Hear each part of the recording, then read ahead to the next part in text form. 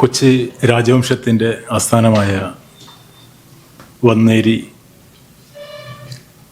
അവിടെ 115 വർഷങ്ങൾക്ക് മുന്നേ ജീവിക്കുകയും സ്വന്തം ജീവിതം കൊണ്ട് ജനങ്ങളുടെ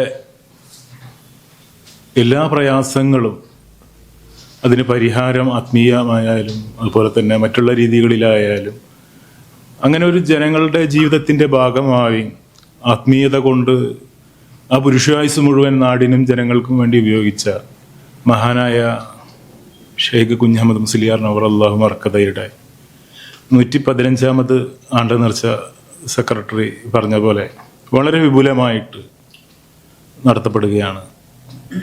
ഇത് ജനങ്ങളെ എല്ലാവരെയും അറിയിക്കുകയും നിലവിൽ നമ്മളെ രാജ്യത്ത് ഒരു മക്ബറകളിലോ അതല്ലെങ്കിൽ മറ്റുള്ള രീതികളിലോ ഉത്സവങ്ങളും അതുപോലെ തന്നെ മറ്റു പല പരിപാടികളും കാണും. അതിൽ നിന്ന് വ്യത്യസ്തമായിട്ട് എല്ലാ വിഭാഗം ജനങ്ങളും വർഗ മത രാഷ്ട്രീയ അല്ലെങ്കിൽ മതസംഘടനാ വ്യത്യാസങ്ങൾക്ക് അതീതമായിട്ട് എല്ലാ മനുഷ്യരും ഒത്തുചേരുകയും അതുപോലെ തന്നെ വലിയ രീതിയിലുള്ള ആശ്രയങ്ങൾ, അദ്ദേഹത്തിൻ്റെ ജീവിതം ഈ നാടിന് കൊടുത്തിട്ടുള്ള സംഭാവനകൾ, അപ്പം അത് ഒരു സ്മരണയായിട്ട് അദ്ദേഹത്തിൻ്റെ മക്ബറകളിൽ ദിവസം ആയിരക്കണക്കിനും നൂറുകണക്കിനും ജനങ്ങളാണ് വന്നു പോകുന്നത്.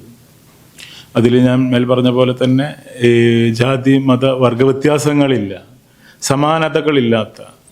അപ്പം അതുകൊണ്ട് തന്നെ അത്തരത്തിൽ ഓരോ വർഷവും ആണ്ട് നിറച്ച ജനപങ്കാളിത്തത്തോടും ഇത്തരത്തിൽ മുന്നോട്ട് പോകുമ്പോൾ ഈ വർഷം മത മേഖലകളിൽ തന്നെ സമുന്നതരായിട്ടുള്ള ആത്മീയ നേതാക്കൾ, അതുപോലെ രാഷ്ട്രീയ രംഗത്തെ മന്ത്രിമാർ, MLA മാർ, അതുപോലെ തന്നെ സമൂഹത്തിൻ്റെ വ്യത്യസ്ത മേഖലകളിലുള്ള സാംസ്കാരിക നായകന്മാർ, ഇവരെല്ലാവരും പങ്കെടുക്കുമ്പോൾ മുഴുവൻ ജനങ്ങളെയും സ്നേഹത്തോടെ സ്വാഗതം ചെയ്യുന്നു.